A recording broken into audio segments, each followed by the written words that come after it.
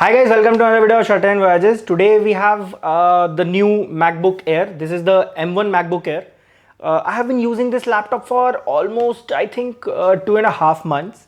And when Apple announced the product, it was very fascinating for me and very unreal for me to accept the fact that someone can make a chip that is this powerful with just being a little tweaks, and that too on ARM platform, because Microsoft's take on ARM and Windows works really crappy on ARM. But I have been using this, you won't believe, as my main laptop for I think like a past month. I have edited 4K videos on this machine. I have recorded on Logic Pro X. I have done coding on Android Studio, Xcode. I have made apps. I have made websites. A lot of things on this machine. Mind you, this doesn't have a fan. This is a fanless design. This machine just cools via heat dissipation, like your mobile phone cools itself. So it doesn't have a fan. It's a fanless machine. Other than that, I have also done basic animation on After Effects, like text and stuff. And this has, every time this machine has surprised me. I mean, look at how thin this machine is. This is a MacBook Air. I remember my last MacBook Air, which was the highest spec model available. It couldn't handle a proper 1080p video on DaVinci Resolve. I'm not even talking about Xcode. Sorry, I'm not talking about Final Cut Pro. I'm talking about DaVinci Resolve here. DaVinci Resolve is not Apple optimized software, and it was running perfectly on Rosetta on this machine. It is mind-blowing. Now coming to the fact that why Apple needed to bring this change, why Apple needed to shift from Intel to ARM based processor.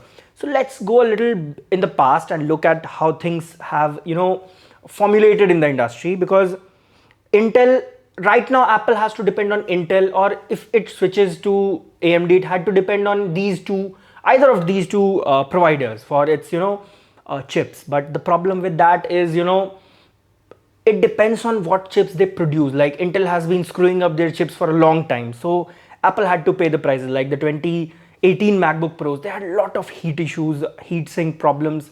So a company that is almost $2.5 trillion in market capitalization cannot afford to lose customers on the basis of these things. So Apple started investing in ARM chips. They already have expertise in making ARM processors for their iPhones.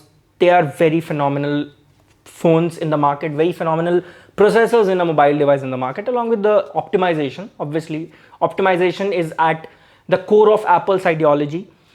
Same Apple applied in the MacBook Air and all the M1 chip lines of product, like the Mac Mini, the new MacBook Pro. Although the MacBook Pro, I would recommend you if you are someone who needs a pro machine, who wants to do like heavy editing or continued or sustained editing. Because one thing I saw with this machine is, like, let's say if you're editing for 30 minutes, if you're rendering a very big file, let's say you're rendering a 18 minutes video file, this will get a little slowed down because it doesn't have a fan. It just dissipates the heat via the bottom. So that is something you should keep in mind. Moving on, the next thing that comes to my mind why Apple needed to do this is because to unify their platforms, to unify its iOS, Mac OS and iPad OS, all platforms into one single ecosystem where all apps you can use on iPad and the same app you can use on Mac, on phone.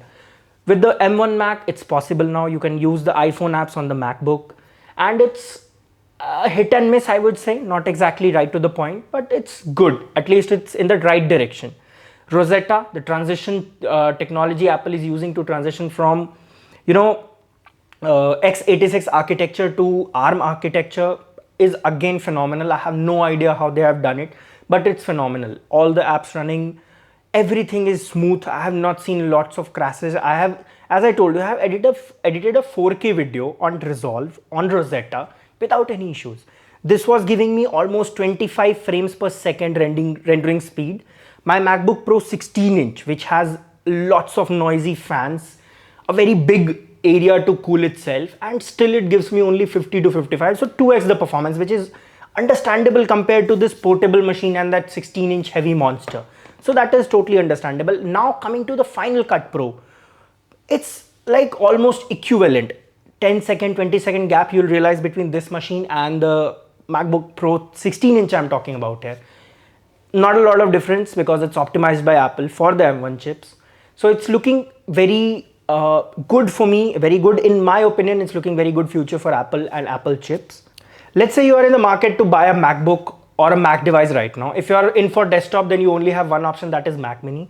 But if you are in the market to buy a laptop and you are medium to light user, I would definitely recommend you the MacBook Air. Just go, close your eyes, go to an Apple store. If you have the budget, go close your, these are a little costly. This one is the second variant with 16 GB unified memory. It costs approximately, I think, 1,40,000 in Indian rupees. I don't know whether there are currently any offers or not at the moment. Now coming to why this is the best MacBook for you, because it doesn't have anything that you will, as a user, as an amateur or as a beginner user, will ever going to need or use in their machine, from their machine. So this is going to be enough for you. It's light to carry. You can, I'm amazed that I can use a laptop on my bed without caring about, like, I need to give it the space for it to dissipate heat. That is also wonderful. So if you are in the market looking for a machine, this is definitely the one to go. I have been using this one for almost 2 months now. I can recommend it to you with my eyes closed. It's that perfect. Coming to the design is similar. It has two ports, as Apple usually opts for. Two USB-C ports. There are no USB-A or any other ports, and just 3.5mm jack. I have no idea why Apple still keeps the 3.5mm jack, because I've never used them. Other than that, it's just a solid aluminum body. Inside, already those new new keys that came with the MacBook Pro's 16 inches. That is also available in this. So Touch ID, it has Touch ID to enable faster logins. I hope Apple would have included Face ID, but we are hoping that it comes with the MacBook Pro 16-inch, the M1 MacBook Pro 16-inch, or whatever the Apple is going to call its next processor lineup. So overall, the conclusion of this video is that M1 chips are a hit. Apple banged on with the chips, and they are going to revolutionize the industry. We are going to see a lot of other companies now, like Samsung, trying to step in with their own processors.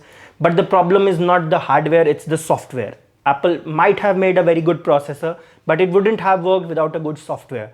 So it all boils down to the software, and I don't think Windows is capable at the moment to sustain anything on x86 other than x86 architecture.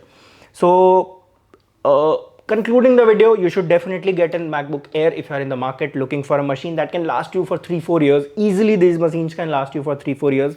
Macs, as you know, are very less, you don't have to maintain a lot your MacBook Pro or MacBook Air or whatever MacBook device you're using. They are very less maintenance. They don't require a lot of maintenance work like Windows do.